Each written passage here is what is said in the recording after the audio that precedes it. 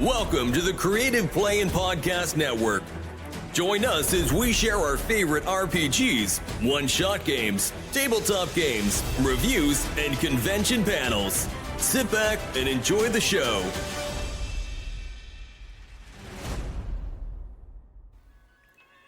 Hi, this is Kelly, aka Trixie from Ragnarok and Roll, assigned to Ragnarok Story, and Tilda Wimblewick from D&D Journey of the 5th Edition. First off, I would just like to say thank you to everyone for listening to our varied adventures, as well as for rating us on iTunes and RPGpodcast.com. If you haven't rated us yet, we would greatly appreciate it if you could. And if you're looking for more ways to support our efforts, we are now on Patreon, a great site where you can help us continue making more podcasts, as well as some special surprises for our patrons. If you can, please look us up at www.patreon.com/cppn. Every little bit helps. And again, thank you for listening. Hey guys, Jim here. And Kelly. And guess what time it is again? It is August. It is, in fact, August. So it is time for RPGaDAY 2025. It is August 1st. So what is the prompt for August 1st? August 1st. So according to the prompt that has been brought out, August the 1st, and by the way, if you get a chance to look at the picture of RPGaDAY, it is a beautiful prompt this year. There's even a D10 table and a D6 table if you want to like ad hoc some questions again. But for August the 1st, the prompt is Patron. Patron. I think it's meant for all those warlocks out there. Well, it could be a couple different, interpretations that you could do. Yeah, warlocks. Patrons are near and dear to a warlock's heart, or lack of heart, depending on who your patron is. It depends on what they have to sell to get that patronage. Exactly.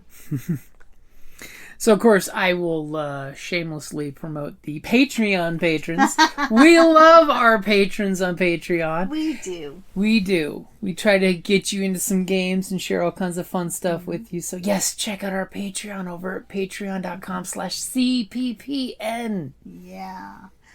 We might have to, I got to get my sewing machine out and make some more giveaways. Yeah, I have something really cute. You do? I want to see it. I just have to work out a structural thing. Mm-hmm. So in a RPG capacity, what is your favorite patron? Well, my favorite patron is me.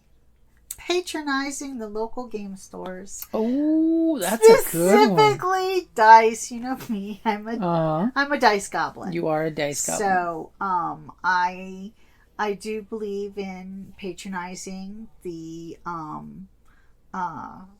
brick and mortar stores because for gaming. We need more of them. Because they provide space for gaming and stuff. Now, that's not to say I don't order stuff online too, but of course, we have the luxury of a local game store that actually has a bar attached to it. So we can patronize it in a number of different ways. Yeah. So, but that would probably be my favorite, It's because, in this world of, like corporate overlords and stuff, it's, supporting a small business is good. I mean, and being a good patron support to your local game store. Be a patron. Yep, being a patron at your local brick and mortar stores makes the gaming hobby continue to flourish. Because remember, it's not just all playing online on virtual tabletops. It's getting to get around the game store and hang out with your friends. And there's just something intoxicating with the game store ambiance. Exactly. So that would be my favorite. That's a good one. See, I was going to say, from a GM point of view, always offer your groups patrons that are patrons of the adventure party in one way or another, because that's a great story element to give the players the hook as well as to give the players the reward. And in classic Pulp Fiction style, give the group someone to go rescue when the patron screws up and gets in trouble. That's true. They make a good NPC as well. Mm-hmm. But speaking GMs, more than just your brick and mortar, patron your GM. You know, they're usually the ones that have to purchase all the books, all the, you know, the stuff, and provide extras. So, you know what?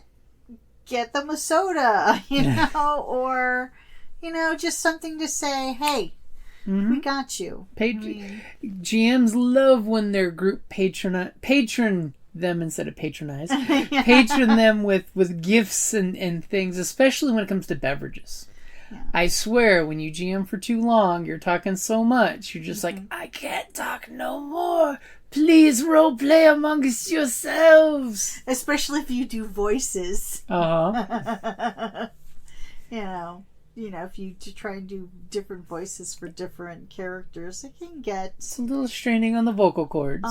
Exactly. You know, so... It's cough nice drops. If you go to conventions, bring cough drops. Or Werthers. Werther, you know, like That's the hard candies. Because, like, not everybody can stand the taste of a cough drop. But a Werther's can help coat your throat. For, you know, talking and, you know, that type of stuff. So. Yeah. And to swing back to patrons, GMs out there, if you use patrons, don't be a dick about it. Because once you burn your patron equity with your group, they will never trust another patron again. That is a good point. And warlocks. Be careful with patron you pick. Yes, it isn't just like with clerics. Read the fine print. Who is your patron as a cleric or a warlock? Because these are very important things. As well as if you're a fighter, who do you swear your fealty to if you're a paladin or a fighter? You know, because look at the movie Dragonheart.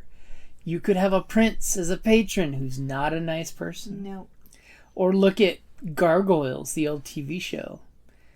Xanatos as the patron of the gargoyles until he burned his equity with them, and then you have good patrons like Dungeon Master from D&D. You get trust issues.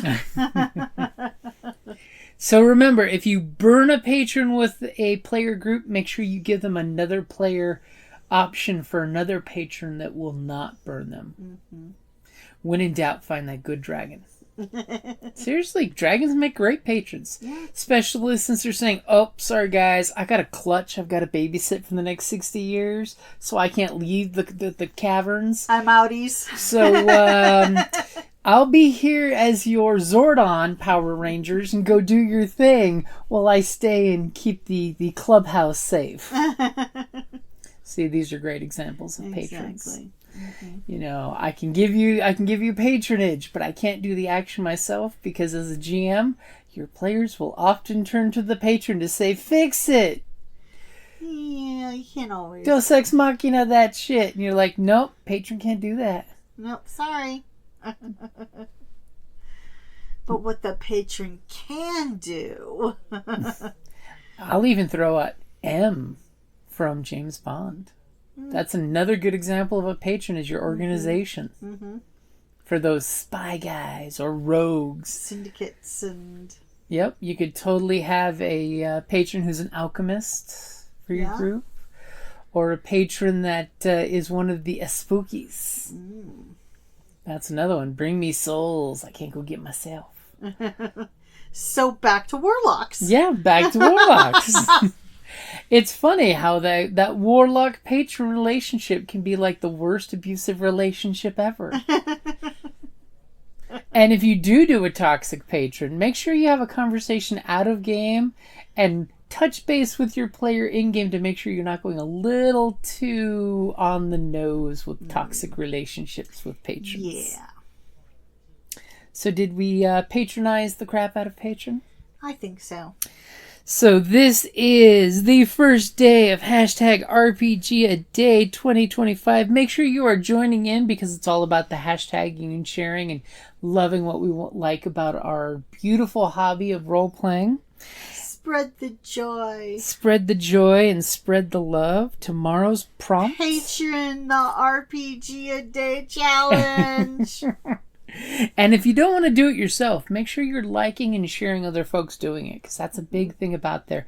That's and yeah, and check out the Facebook page for RPGaDAY20. It's just RPGaDAY, but we got to thank the guys for doing this every year, because it is a lot of work they put into it. Yeah, and again, this year's drawing is really kind of cool. Mm-hmm. Yeah, the bookshelf of ideas. Mm-hmm.